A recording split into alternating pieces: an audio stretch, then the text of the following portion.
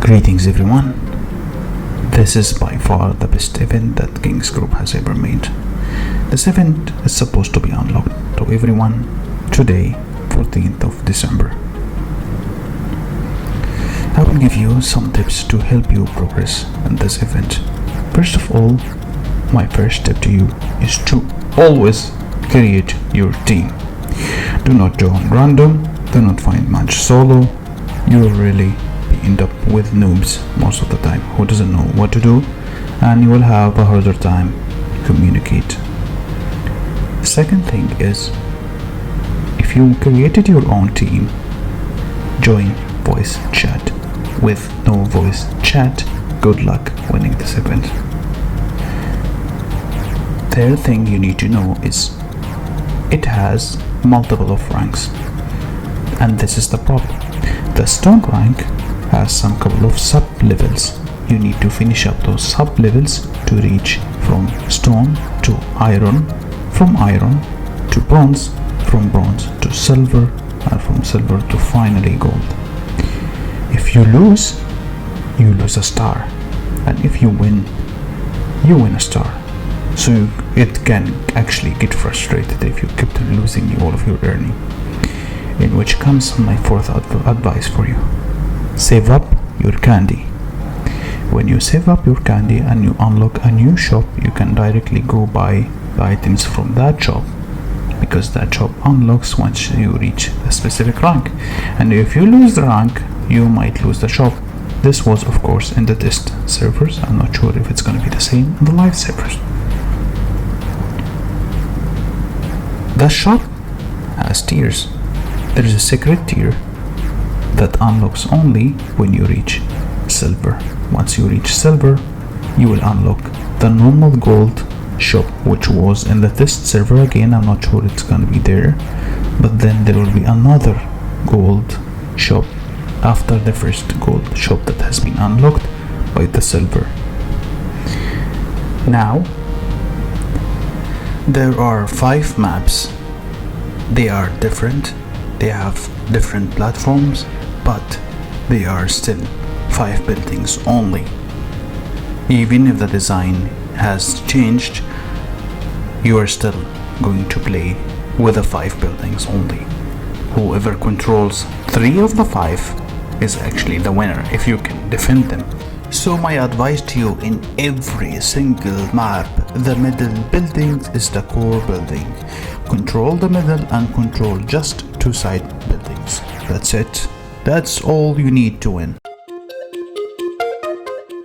Controlling 3 buildings on any of those maps secures the win for you. You can of course play dirty by trying to send a march from the back of the enemy to distract them, but securing 3 buildings is more than enough for you to win. If you become greedy and you try to control more than 3 buildings, you are getting the risk of making one of those buildings weaker, and the enemy controls it and it's next to your respawn point and it's blah blah blah. It's gonna be hard for you, because every time your marsh dies, the respawn timer increases and there is a distance of 10 seconds. So if you try to take more buildings, most likely these buildings are closer to your enemy respawn point, which means you have to walk all the way back again and again, which is going to risk making the other sides weaker, and enemy can penetrate and take your buildings and make your life miserable. The distance between a tower and a tower, or a tower and a building, is 10 seconds and it's fixed. The only way to reduce the march time is by getting the speed buff. Speed buff itself takes some time and it's risky to take it. Literally all the buffs in here are risky to take. The most useless buff I find here is the healing buff, because you don't have time to go heal and go back again to your position. You might take the damage and secure your building, or you can take the speed buff and run faster than anyone and control buildings faster. But I find the health one being the most used. This one, please don't take it, and please don't AFK in towers. It's useless. It's gonna hurt your team unless you are blocking, of course. Blocking is one of the most useful things in this game. By blocking many enemies at the same time, you are preventing many players from using their marshes, and all of them has to wait until your marsh is done battling, in which makes the defender being actually powerful, and the blocker abuse is actually crazy. So use it wisely. The battle match limit is 10 minutes only. After the 10 minutes is over, whoever has the highest point will win. The others will be counted as a loser. You can cancel the match if you don't like the opponent by just not confirming to enter or just clicking back. There are two marshes you have. One strong marsh and one weak marsh. Stronger marsh will beat the weaker marsh. Weaker marsh will lose to the stronger marsh. However, if you are defending, you are still generating points. So it's better to die as a defender than dying as an attacker. And one more thing, you don't have to be always defensive, but defensive, trust me, works most of the time. We were able to beat the top teams because they were greedy and they were looking to occupy more than 2 buildings, or more than basically 3 buildings, not 2 buildings. When you start, the first couple of seconds is freaking important, because the first one who occupy is the first one who actually is going to win.